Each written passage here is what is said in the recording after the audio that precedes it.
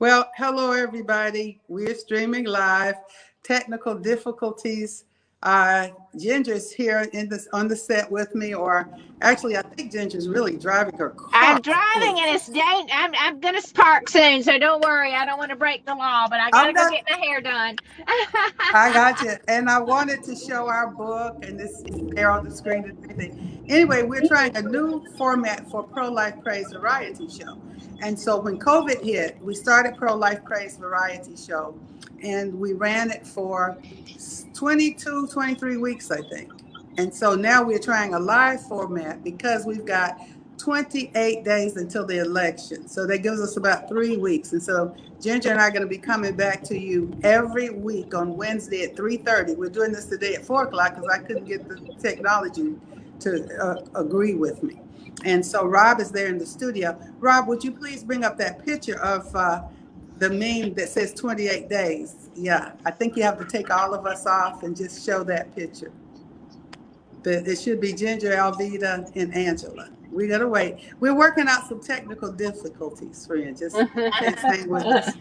So anyway, Angela is supposed to be with us today, and she's having a technical day as well. So she will come in and pop in next week. Angela Stanton King, as you know, is my goddaughter, and she's running for Congress. And so we do want you to hear from Angela. Today, I'm gonna have Ginger talk to you first. And this is Pro-Life Praise Variety Show. And we will still have a little music. We'll have Pray for America come up and some other things in a few minutes. But with the elections going on, one of the hottest topics happens to be racism and racial reconciliation. What does that look like and what does that mean? I've been chatting about the book over the last few weeks, but you've never heard directly from Ginger Howard. So Ginger, talk to us about our book, The Dream That You Had. So Martin Luther King Jr. is not the only one that had a dream, right? Ginger Howard That's had a true. dream. So we'll Ginger Howard start had a from dream there. too. All right, so start from the dream, Ginger, and how did we write this book? Well, Alveda, it's wonderful to be with you this afternoon. And this book came about. Here we go again. Some actual things that happened to you and I when we were invited to be on a panel about racial reconciliation at Ebenezer Baptist Church with the Beloved Community Talks on how women could bring racial reconciliation. And you and I were about the only conservatives on the panel. So there were some harsh words and some things that happened that really started me thinking that we really needed to have this conversation. And you and I talked about it, and we'd see each other and we'd say that. And then it actually, after the January event at Martin Luther King's anniversary service at Ebenezer Baptist Church, another incident happened. And I literally had a dream that you and I wrote a book on racial reconciliation. I called you and told you about it. And within a few hours, God gave you the name of the book and the first 8 chapters, the subtitles for the first 8 chapters. So that's how it all started. And now that dream has become a reality. It actually came out on August the 28th, 2020, which was the 57th anniversary of your uncle Martin Luther King's dream speech on the Mall in Washington. So God has a sense of humor. God does. And first now, Ginger, you are not a racist and I am not a racist. Now, Correct. Our definition of racist, you have to think about this because maybe you never, viewers, you maybe never thought of this way. We are not separate races. We are one human race. We are not colorblind. We can see each other because today Ginger and I are both wearing red. And our hair, you can see this streak of gray through mine. That's intentional. So we can see the colors. Now, if you can see all that, and then all of a sudden you can't see Ginger's skin or my skin. You have no idea what color our skin is. So that's us thinking we're separate races. And that's where racism comes in, where you divide because of skin color. So Ginger is not a racist and I am not a racist. President Trump, the reason I knew he wasn't a racist, he was candidate Trump. And he said, we all bleed the same. I said, whoa, he gets it. He's not racist. He sees us as human beings. President Trump even works for the dignity of all Americans, not because of skin color, but because we're Americans, you see. Ginger, I never asked you this about President Trump. And I wanted to ask you, do you think President Trump's a racist? Absolutely, I don't think he's a racist. In fact, actions speak louder than words. And as you know, you can name everything he's done, but for the Black community in the last almost 4 years, he has done more than any other president before him. So, how can a racist do all those things for a community that he doesn't like? Then there's no way. He loves you all, and he loves all of us because we're one race. We're one human race. And so once we begin to do that, and interestingly enough, when Ginger had the dream and had the discussion, and she called me and she said, we need to do a book. And I said, okay, I was already working on a Trump book. It was going to be the @real Donald Trump or something like that. And so I was already working on it, and I put it aside because I knew how important this racial reconciliation piece was. And then not long ago, God said, man told you no on the Trump book. I didn't tell you no. So I said, oh my goodness. And then I said, how are we going to do 2 books? And God kind of laughed about it because publishing companies do a lot of books at one time. So there was a possibility of us coming. Rob, can you put both of those books on the screen? Take me and Ginger down for a second and just put the 2 books up. So Why Trump and We're Not Colorblind. They look like 2 different books, but they were birthed and born about the same time, ended up with similar color schemes even. And so I just wanted to explain that because everybody says, well, Alveda, we just thought you just did a book. And yes, we did. Ginger and I did. And now we have this one. So don't let it confuse you. I tell you what, just go get both books. How about that? All right, take it down. Now, Ginger. Absolutely, get both books. Yes. I know you've got to go. And so I'm going to take the show from here and run on with it. I'm okay. I've got a few. Okay. That's wonderful. And I've so enjoyed being with you, Alveda, and I will see you a little later. And God bless you all. And remember, we're not colorblind. Get the book because it's a wonderful conversation to have with your friends, your coworkers, your family, just to help everybody realize Acts 17:26 says, from one man, God made every all person. People. And it's a good stocking stuffer, too. So you want to get it. All right. That's right. It's got Christmas colors. Okay, right. Love you, Alveda. Bye. Thank you. Bye. Now, friends, I'm going to stay because next week the show will come on at 3:30 in its regular slot, Prolife Praise Variety Show. But we had a couple of videos I wanted to show. Rob, can we see that 1-minute video with Ginger and Alveda first? I'm Evangelist Alveda King. And I'm Ginger Howard.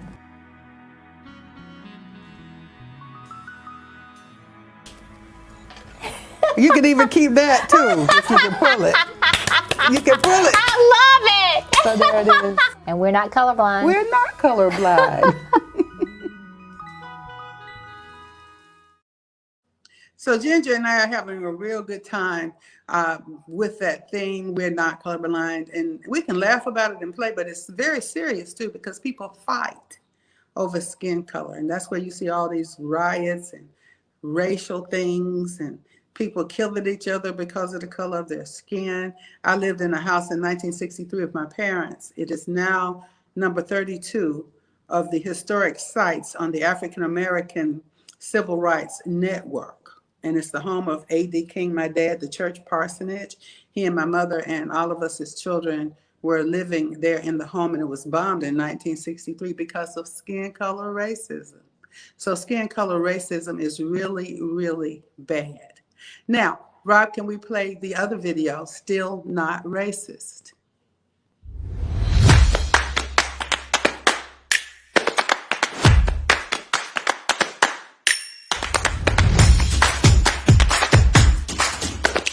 Donald Trump embraced the underserved community.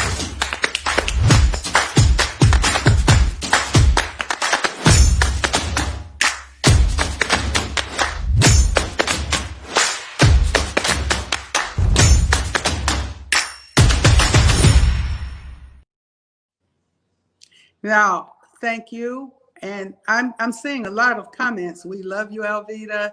A lot of agreement that skin color does not denote our race. Actually, it denotes ethnicity.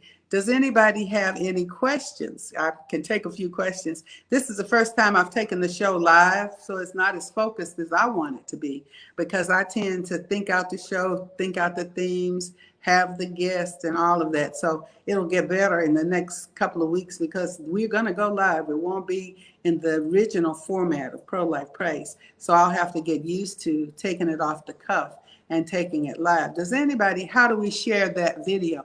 Rob, can they hear you? Can you talk into that? How can they share?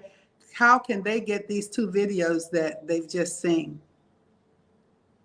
What I can do, Rob, is post them at civilrightsfortheunborn.org under videos. I think that's what we can do. We can actually have them there, and we can have them at some of our other sites as well. We're Not Colorblind book. So the notcolorblindbook.com, you can find out about that. whytrumpbook.com, civilrightsfortheunborn.org, and we have a whole video page and section. We can definitely put those there. There's also stillnotracist.com if you want to see that Still Not Racist video. So there are actually web pages for all of those as well. Any more questions? I'm taking questions now. Janet is good at this. Ask Janet. She says you could ask me anything. I'm getting used to that format. This gives me hope, and I had lost mine. Hope still rises. We have faith, hope, and love. That's the theme of my new book, Why Trump is a Journey of Faith, Hope, and Love. And so we see hope when we hear that some of our loved ones perhaps got COVID, and yet they didn't die, they were healed. That gives us hope. We have hope when we see that God is with us and that the environment is coming back. The communities are pulling together and helping each other. Now, one challenge that we have now, what advice would I give President Trump? I'll tell you that one in a minute. But one thing that is happening, we don't hear enough of the good reports and the good news. We don't hear about how the people are coming together to help each other, to rebuild when the rioters tear down their communities and the various opportunities. So one thing, I don't know, I might come to Idaho if God sends me. And so the other question that was just asked, am I coming to Texas soon? You can find that out at priestforlife.org and click my picture on the front page and look at the schedules. What would I say to President Trump right now? And we're saying it anyway because we do a lot of prayer calls. I tweet him and he tweets me back too sometimes. So I would say, President Trump, please continue to be encouraged, you and your beautiful wife and your family. I'm very sorry that you were struck by COVID. I'm very glad that you're a fighter and that you're fighting back. So I would say continue to fight the good fight of faith, President Trump. That's exactly what I would advise President Trump to do. And as a prayer partner to the Trump administration, we are praying. A shift happening in the Black community, absolutely, an awakening more with our African-American men than our women, which is marvelous. We are so glad to see that. And I don't know if I'm coming to Texas soon, Idaho. I kind of just go where the Lord sends me. Sometimes people invite me to come, and you can do that at priestforlife.org as well. Click on my picture and see my schedule and find out how to invite me. The Black Lives Matter organization is run by Marxists. It's communist in nature. It is teaching people to divide and fight because of skin color. That's the Black Lives Matter organization. So when you see a lot of things happening in our community and you want to help the African American community and you send money to Black Lives Matter organization, you're not helping America, you're not helping our communities, you're not helping at all because they are funded by Marxists. And they say that they hate much about America, even down to the family, the traditional family that has a mom and a dad, or dad and mom and children coming up together. They say, oh no, we need to get rid of that. And so they are Marxist. So what you want to do is to contribute to those organizations that are bringing life, liberty, and the pursuit of happiness from the womb to the tomb. Did I just do an ad for Priest of Life? Absolutely, I just did. But there are many of us who are promoting life, liberty, and the pursuit of happiness. Wow. Your grandmother's name was Alveda. Your name was Ginger. Isn't that amazing? And your voice is powerful. Thank you. I use this voice because God gave it to me. Any more questions? I'm going to stay on just a few more minutes. I've got a song I'm going to play in a little while, Pray for America. You probably have seen that. We end the show with it, and it plays it with a video. Do you feel the Black Americans are waking up? Do you think they get out and vote? BLM funding by Obama and George Soros. That's really true. George Soros was funding that Black Lives Matter organization. But the the African American community is waking up. We are. So it's amazing that we are. How will we educate our folks of this fact when protesters feel they are being woke? We have to do what we can do on social media, in our communities, through emails, and any way that we can get our message out. So I have just been to Montgomery a couple of times. I do go to Montgomery. So we have to get the message out, the word out. And sometimes Facebook, Twitter, IG, and all those things might block us a little bit, but don't be discouraged. Don't give up. Continue to spread good news. That's what's so important. What was that one? Am I Catholic? And so have I always been. I'm a non-denominational Christian. I was born into the Baptist church. And in the words of my grandfather, when he voted for President John Kennedy, who was a Catholic, he said, I don't care if he's a Catholic, I'm voting for him. You know, he did. And Granddaddy was a Republican, actually. And he voted for a Democrat Catholic. Now here I am today, used to be a Democrat. Now I'm a Frederick Douglass Republican supporting a Republican president. So that should tell us one thing, that Bishop Larry Gators, I don't know. But what we should really know is to vote because of what is necessary for our times. Right now, Democratic Party is killing babies. That's what they do. They admit it, they say it. That's not going to help America. That's not going to help our communities or our families. So we need to vote for life, liberty, and the pursuit of happiness, regardless of our church denomination, regardless of our political party, regardless of our skin color. We just need to vote for life, liberty, and the pursuit of happiness.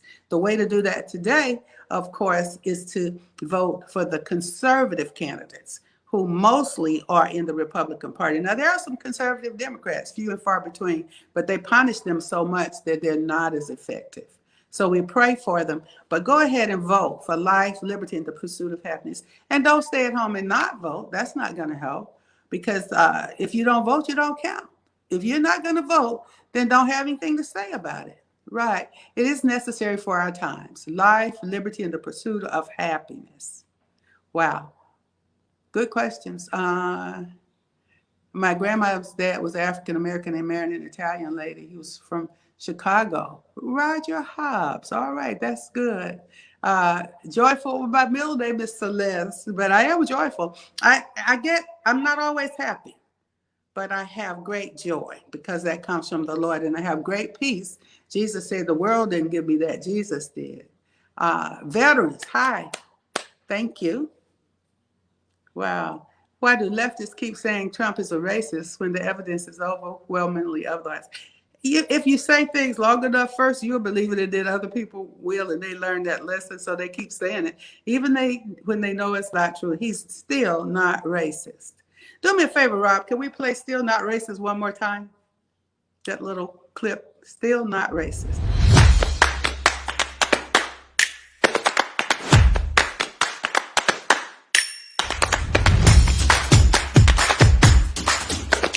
Donald Trump embraced the underserved community.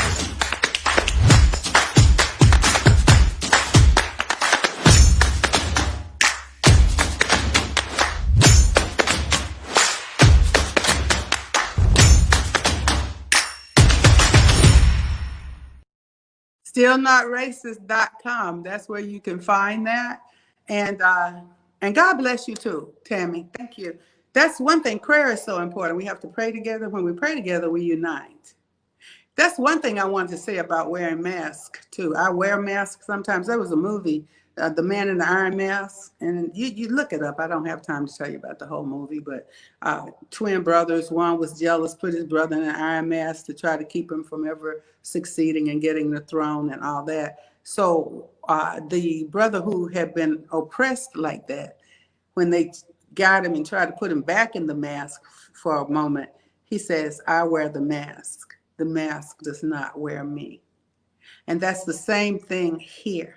I have worn masks sometimes on the platform with my microphone and talk with the mask right on my face, you see. So the reason I don't argue with people about wearing masks, some wear it and some don't. And I just say, well, if it's going to unify us, if your comfort level puts you in a mask, I can wear a mask. Now, I've been places where nobody had on the mask but me. And then my family, my children and everybody, adult children and the little grandchildren and everybody, wear a mask. And they feel comfortable when I wear the mask. So I don't get into arguments about masks. How should we deal with family and friends who vote for the side we don't agree with? Good question. And especially at holidays, and I have a running joke now, because, you know, I have a cookbook, Gigi's Home for the Holidays. And I talk about how you cook and get along with your family and celebrate the holidays. And I said, we don't rip the turkey leg off and start beating each other with it. So we have 6 steps of nonviolent conflict reconciliation, and there are 6 principles of nonviolence. And the 6 steps, they're over at civilrightsfortheunborn.org too, probably under MLK or something on the front page, and you can click on the box and find the steps. But there are 6 steps. So when you disagree with somebody, you first gather your information and let it be neutral information, just true. And so when I begin to say, if I tell you that in 1994, Joe Biden was responsible for a crime bill that locked up unjustly many, many, many Black people, that happens to be true. And he said a lot of other things. That's true. But I'm not hating Joe or cursing him out or anything. I'm just telling you he did that. That's a fact. And then if I say to you, President Donald John Trump is the most pro-life president ever, I need to be able to and ready to prove that with the Mexico City policy, where he says we're not going to send money overseas to abort babies, where he says we need to come up with some alternative programs so women don't have to abort their babies in order to eat or go to school or have jobs. And he's doing all of that. So you get your facts, but you line them up and let them be true. After that, you begin to do what I'm doing. I'm just giving you the facts. I'm not telling you who to vote for or anything. I'm just giving you the facts. So gather your evidence, educate your population, your public. Then number 3, this is the hardest one, examine your own heart. Am I hating anybody? Am I being hateful? Am I mad? Or am I just after the truth? Once you examine yourself and your motives and your heart, then you're ready to do step 4, which is called negotiation. You go to the table and you begin to try to talk. If that doesn't work, then you have direct action. That's step 5, but it is nonviolent action, where you might protest peacefully or have a prayer movement or that kind of thing. Then you come back to the table at step 6 and you talk, and there should be some reconciliation. Now, I do that. We follow those steps in my family all the time, and we listen to each other. So whether we can actually agree, somebody told me the other day, and she calls me Miss King, I'm Evangelist King. Miss King, even when I don't agree with you, because I don't always, but everything you say it with so much love, I have to listen. So trying not to be mad. And I said today, Lord, I'm just not going to be mad with Joe Biden and Kamala Harris. I'm just not going to be angry with them. However, I am going to pray that they don't take that agenda and hurt America and the babies and the children. So there's a difference in disagreeing with your family and hating and fighting. My daughter called me this morning because my goddaughter, Evangelist Alveda King, is running for Congress. And her opposition refuses to debate her. And I think that's terrible. She should debate her. So I put up a little snippy, Instagram and Twitter and Facebook. They're still up. And one of my daughters said, that's not even your character, your personality. Why are you being mean? And so I put up a second one. I said, please excuse my manners. We don't have to go negative. Wouldn't you like to hear what both candidates have to say? demand a debate. So it's not always what you say, it's how you say it. And try to line up. If your real goal is to resolve something, then that's the way maybe it needs to be told. Yep. I think in a minute, because we are going to play Pray for America, I could take a couple of more questions. Yes, Angela, StantonKing.com. It's StantonKing.com, and she is running as a Republican. She absolutely is. And no, I'm not a Catholic. I'm a non-denominational Christian. I was born into a Baptist church kind of a situation. I left because I wanted to know how to lay hands on the sick and see them recover. I wanted to speak in other tongues and interpret them. There were things that were not going on in our Baptist church at that time. And so I've been a non-denominational Christian ever since. I joined Believers Bible Christian Church in Atlanta, Georgia in 1987. And I've been there ever since. There's this post today that says Trump is using Christians. What do you have to say about that?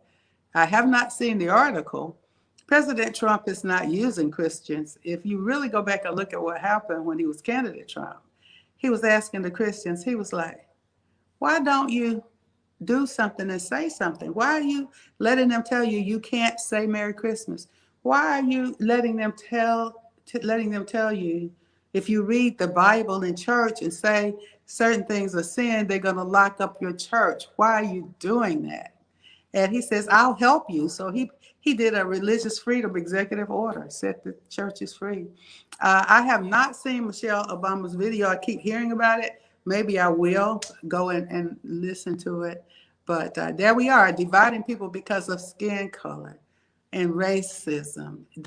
You've been doing it too long and it just doesn't work. So I wish somebody would remind Mrs. Obama that stirring up racial anger and things like that doesn't solve it. We must learn to live together as brothers. Martin Luther King Jr. said that, and I'll add as sisters, or perish together as fools. We can do it.